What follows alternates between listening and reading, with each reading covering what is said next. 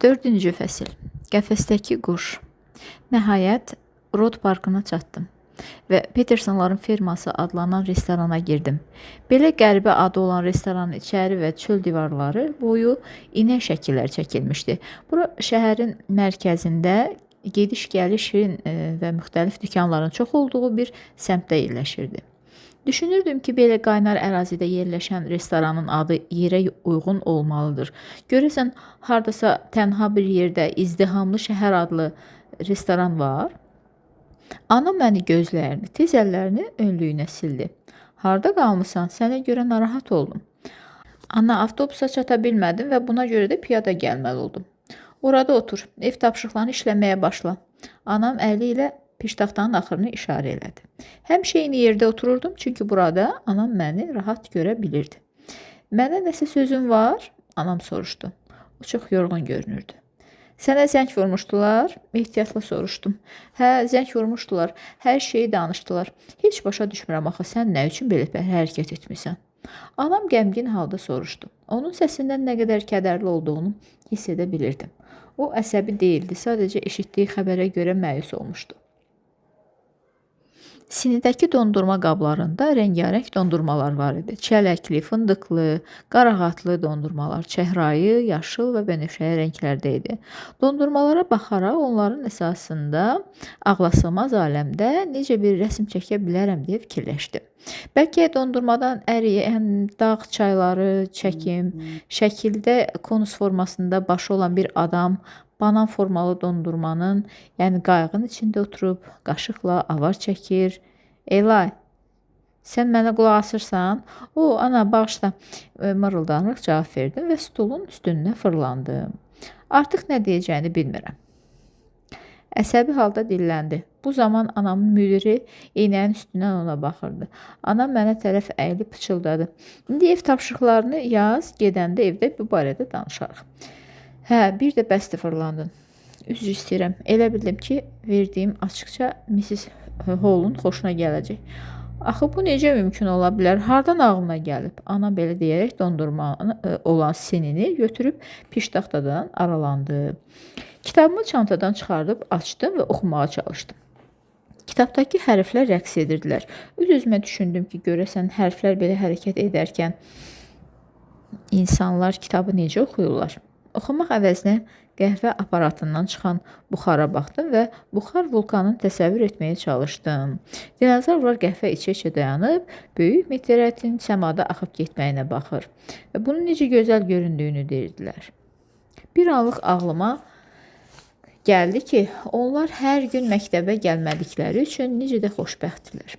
Masanın üstündəki safetlərin birini götürüb onların şəklini çəkməyə başladım. Birdən anamın qəhvəyi damalı ağ önlüyü qarşımda göründü. Başımı qaldırıb ona baxdım. And içirəm ki, mən verdiyim açıqcanın başsağlığı açıqçası olduğunu bilmirdim. Sənin Mrs. Hall'a verdiyin açıqca təəssüf açıqçasıdır. Bu, ölən bir insanın yaxınlarına verilir. Ölənin özünə yox. Səncə ölən insan kiçik bir açıqcaya başqalarından daha çox layiq deyilmi? Maraqla soruşdum. Ana mənim sualımdan sonra güldü. O bir əlini piştaxtaya qoydu, digər əli ilə üzümü sığalladı. Bu xoş bir rəftar idi. Anamın mənə əsəbləşmədiyini biləndə sakitləşdim. Sən çox gülməlisən. Bundan xəbərim var. Anam gülümsədi. Əlində qəhvə fincanı olan dinozavr şəkli çəkilmiş safetə baxıb soruşdu. Bu nədir belə? Ağlasığmaz aləm adlı rəsm dəftərim üçün ağlıma gələn növbəti ideyadır. Anam çəkdiyim şəklə fəxrlə baxdı. Baban sənin istedadlı olduğunu və əl işlərini üzərində necə gərgin çalışdığını bilirdi. Çəkdiyin rəsmləri görsəydi, səninlə fəxr edərdi. Baban sənin rəsm dəftərini Alisa Möcüzələr Aləmində kitabının şərəfinə belə adlandırdığını bilsəydi, çox sevinərdi. Öz kitablarını necə verməkdən zövq alırdı. Mən də uşaq olanda babam kitablarını oxumaq üçün mənə verirdi.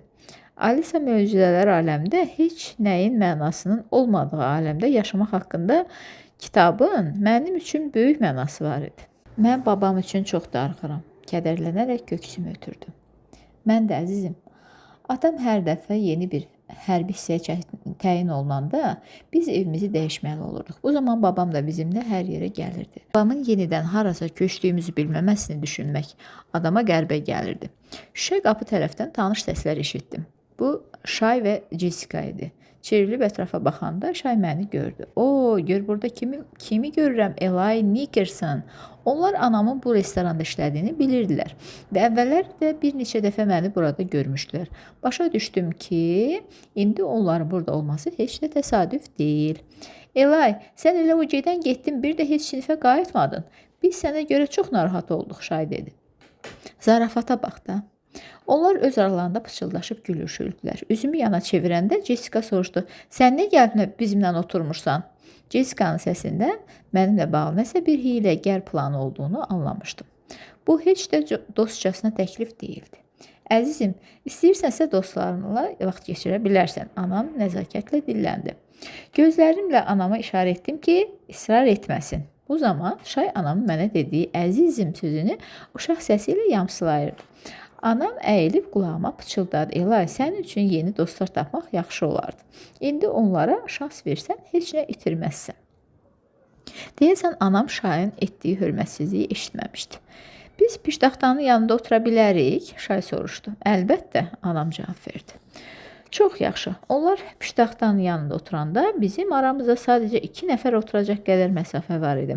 Anam yenə mənə tərəf əyilib pıçıldadı. Niyə onlara yaxın oturmursan? Onlar səninlə ünsiyyət qurmağa çalışırlar, Eli. Bu zaman bizim mənzilin sahibini xatırladım. O bağında lama saxlayırdı.